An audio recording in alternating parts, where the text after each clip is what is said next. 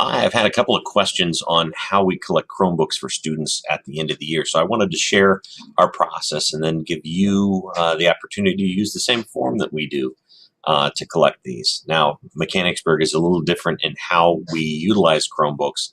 Each student, within our one-to-one program has a bag that they take home and is responsible for the care and maintenance of the device throughout the school year. Now, also there's some question on whether or not the student gets to take the device home over the summer or not.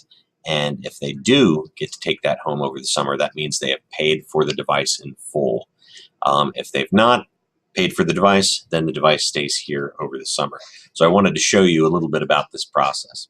So the first thing that we have is a Google form here in the in our Google Docs, and this form is used by all three of our techs, myself, Mr. Ackerman, and Mr. Blancett. And here's a picture of our assembly line, how we have this set up. So as students come in, we do this classroom by classroom. The students come in, they drop off, or they wait in line.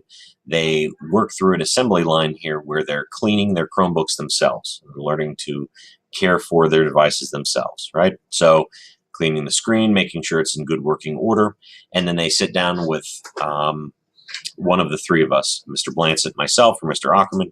So in this picture, Mr. Blancett is going through this form. We have these big bags that we have from a company called Uline.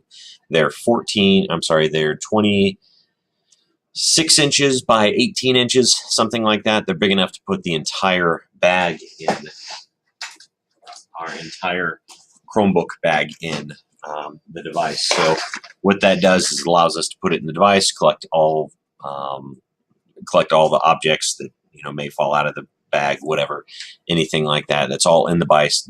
It's all in the bag and stored there. Then the student writes their name on the bag. Okay.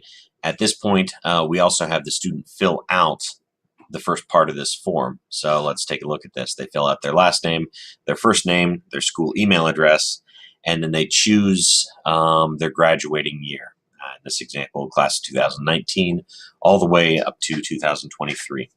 Then we discuss who's responsible for the device over the summer. And let's look at this in the preview section there. There we go. So we discuss who's responsible for the device over the summer. We have the ability to look up whether the student has paid for the device in full or not. If the district is responsible for it, then we collect their device. If the student is responsible for it, then it doesn't go in the bag.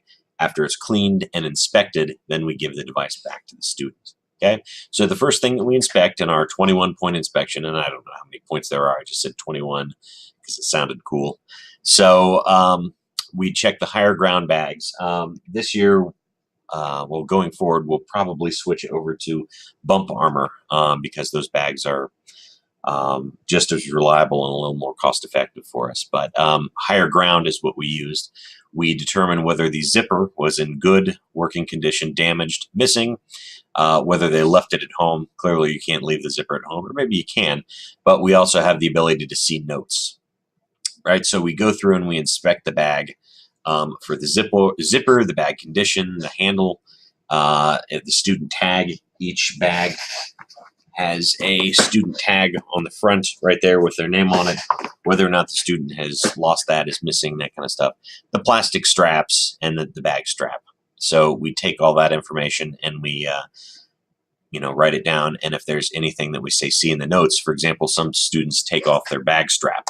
So we would click see notes and we would say student does not use bag strap, left it at home. This just covers us so that when the student comes back and says, hey, I got my bag back and there wasn't a strap on it. Actually, at the end of the year, we just checked our inventory, our check-in sheet, and according to our notes, you told us that you take the strap off and you left it at home.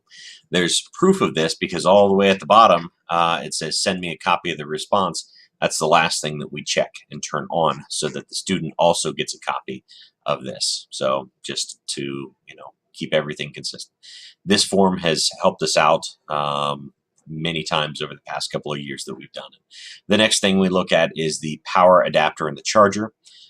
whether it's in good working condition. All power adapters and chargers have, let's see if I have one around here.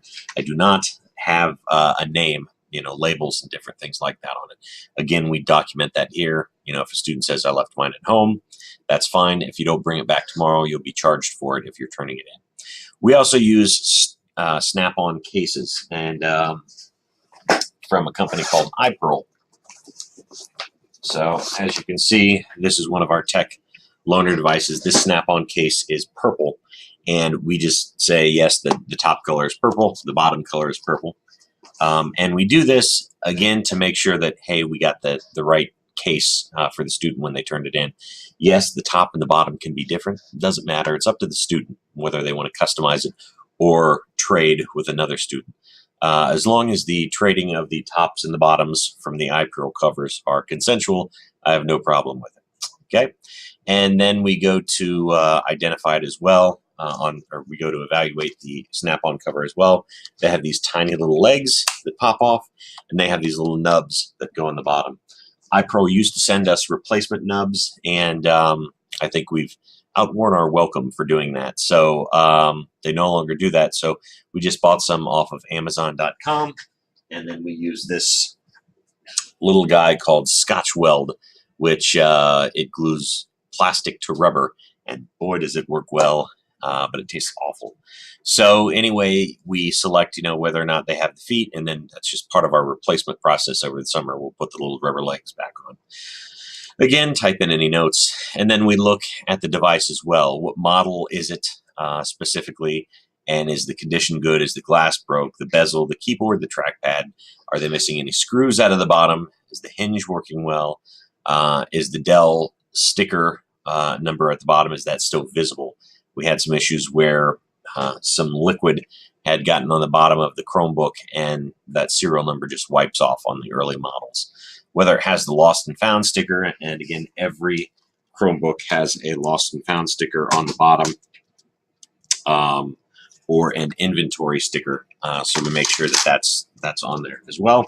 And then at the very bottom, we have the tech information, which technology person filled this out, as well as we get to type up any notes. And at the end of our consultation, we submit this back to the student. So we have the student put the device in the bag after we're done checking everything out, and it goes on a rack, and then it is stored and cleaned over the summer. So the other thing I would recommend is buying gloves, and for some, a mask, because you see a lot of kids all day in a certain amount of time, and at the end of the day, you start to feel pretty bad. It's just a natural thing due to germs and whatnot. So no offense to students, but you see that many people and probably going to feel a little sick.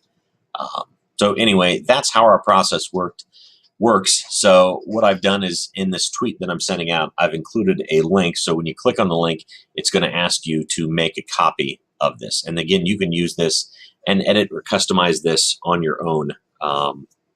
And if you need any help, you know who to ask. The other thing that we do is, you can see here are all the responses that we have. Once we collect that information, we go into our Google Sheet and we sort and organize it. And through things like conditional formatting, if anything is damaged, we can go through and say, hey, we need to sort and organize this so that this pretty much identifies our not ticket list, our damage and repair list over the summer. So anyway, this is a good solution for us to have. We also share this with our building secretary and the building principal, so that they know, okay, that the parent turned this in or the student turned it in. These are just our notes for documentation.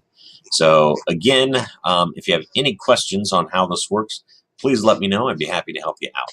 So thanks. Have a great Friday.